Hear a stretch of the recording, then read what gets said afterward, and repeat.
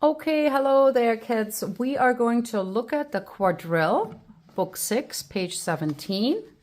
Right here, get your book, get a pencil. You can even get like maybe a colored pencil too. And this piece is by Franz Joseph Haydn. And he lived, as it says, 1732 to 1809. Here he is. That's how he looks like. And yes, he resembles a little bit the looks of our first president, George Washington. And that is because they lived in the same time, followed the same fashion. They all were wearing wigs. And George Washington was born in the same year as Franz Joseph Haydn, so even more so.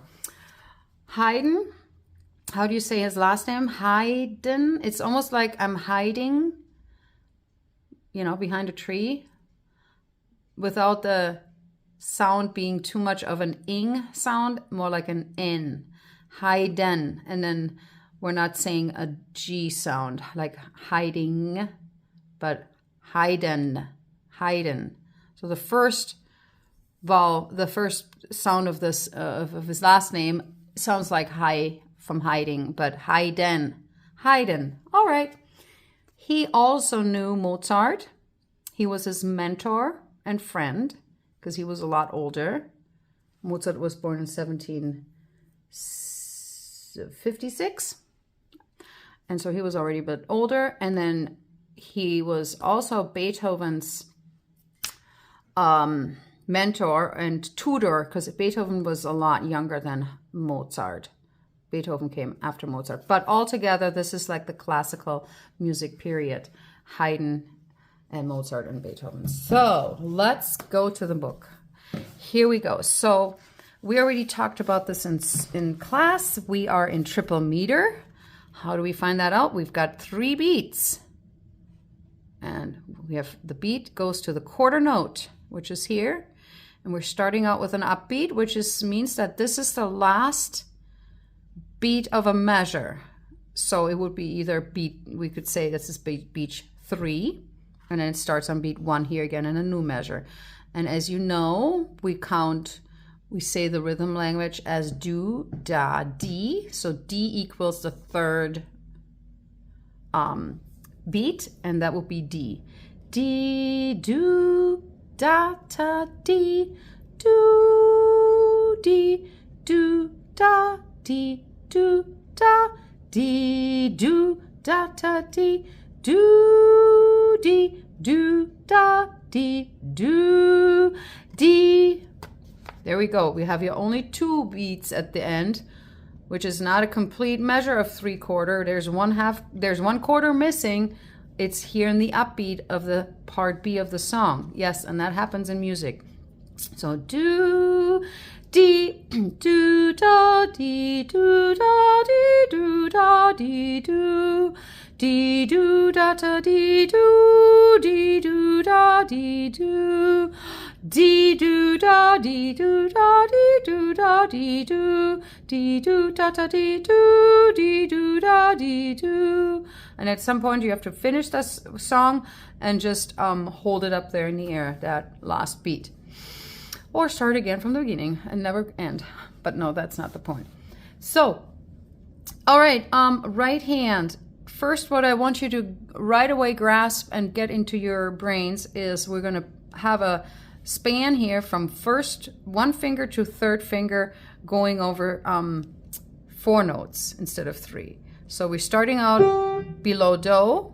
So here's your do. We have middle C do, and this is treble C do.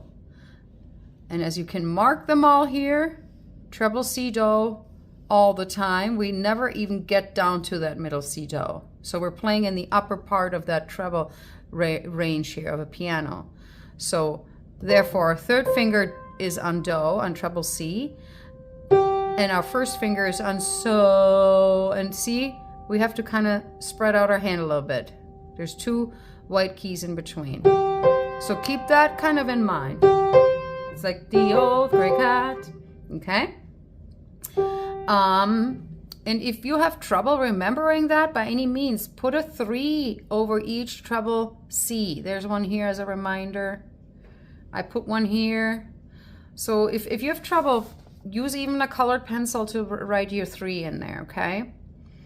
And then all from there is just note reading. I'm just gonna play it while I'm holding this so you guys can figure this out, because it's really all about figuring out if there's a repeated note, a step down, a step up, a skip up, a skip down, right? This is all your, these are all your things that are in your toolbox. So get it open and get all your tools out and use them. Here we go.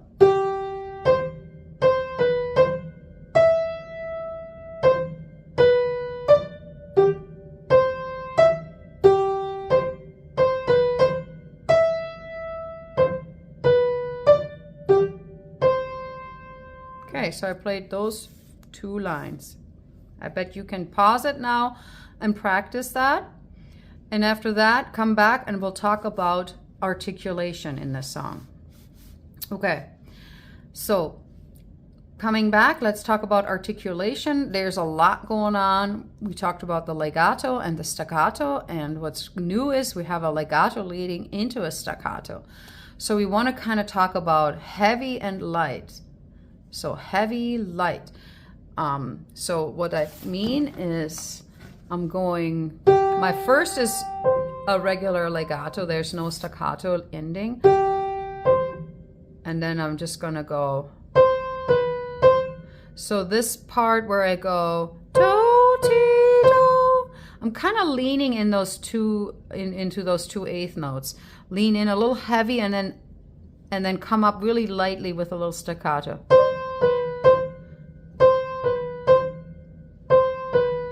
So that will be the technique.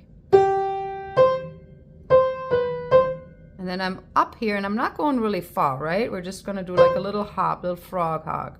And kind of have a little strong tip on your 3rd finger to go up as it would be a hot little plate. And then once I do that, da, da, da, I'm already know my 5th finger goes on E. And since that one is also going to end into a staccato, I'm going to lean into that E also as a heavy kind of movement. Down, up, down, up. And I'm using my whole wrist and arm here, which when I play slow is more elaborate, obviously, than when I speed it up. But please do it slow, because that's how your hand will learn this technique. Again, heavy into the B, and then light on so, because it's a staccato, and then heavy staccato, and then that do will stay because you want to do a legato there, because it's almost like, it's like the repetition. So it's like this part right here, legato to that C, is just like these 2 notes, so, because it's kind of the repeat of the first part. So if you want to get yourself a colored marker, a colored pencil, better than a marker, you could circle where I would suggest you put you play a heavy. So these 2 were heavy, this one was heavy, and of course the staccato is the light one. This one is heavy, this one, okay? Here again, these 2, this one, and this one. Okay, and then we'll see what we're going to do in the 3rd row. But that is kind of the movement. So let's do it with me. Let's do it together. I'm going to do really slow. Heavy, light, heavy, light, heavy, light, light, heavy, light, normal, normal, heavy. Oh, heavy, light, heavy, light, heavy, light, light, and normal. Okay? So practically the second part, if you have managed this first part, the next part, once you know the first part, is not going to be that hard, especially because of all the articulation. It's just a matter of using that new technique now. So what you want to remember is you're coming here, you're ending here on a 3rd finger, which means you have to go here and switch to a 4th finger. So make sure you have that marked so you don't forget. And it starts out with a staccato. So light, and now again, heavy, light, light. Okay, so mark that B. Light, heavy, light, light. And now go light, light, light. Light, light, light. That's like a do, mi, so. Mark that 1 on the C. 1, 3, 5. And repeat. Heavy, light, light, and end on a C with a 4th finger. You can mark it right there. Okay? So if you want to look at my fingering, 4th finger, 3, and that would be a 5. 1, 1, 3, 5, 3, 5, 1, 4. And then, so we had here legato and staccato, and I notice here there's nothing in these next 3 measures. Do you see? It's all kind of normal. It gives your hand a little bit of a break, but not quite all the way done, because here you're going to do again heavy, light, light, and just play the note. So you have another emphasis here on the B, because you want to end it on the staccato. So make sure you kind of look at where the staccatos are. This is all a matter of just learning how to read notes. Once you know how to play it that way, and then you take the notes away and play it your own way, I could care less, as long as it sounds nice and it's, you know, steady beat and all that thing. So good. And it sounds nice and clean and quality sound. So let's I'm almost done. I just want to point out something about the left hand, because there's so much repetition of our chords, right? So we already figured this out. 1 chord and 5, 7, which means we are playing the re here, not the T, right? So instead of, we know 5, 7 is T, fa, so, right? We're playing the re. So 4th finger, 2nd finger, 1 finger. You can mark it. If you want to mark a chord, you always start on the bottom. The 4th finger comes first. That means that's the re or the D, F, and G. 4, 2, 1. Those are the 2 chords in the whole song. And so I don't want you to play it really strong, like chopping whatever vegetables, like, no, we want to have it nice and light, because otherwise it's going to be too heavy. La, la, bum, ba, da, da, da. And I'm not trying to play staccato here. It kind of sounds maybe. I just want to keep it nice and light. La, la, la, la, la, la, la, la, la, la, la,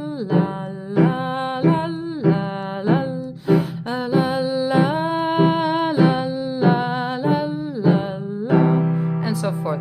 La, la, la, la, la, la, la, la, la, la, la, la, la.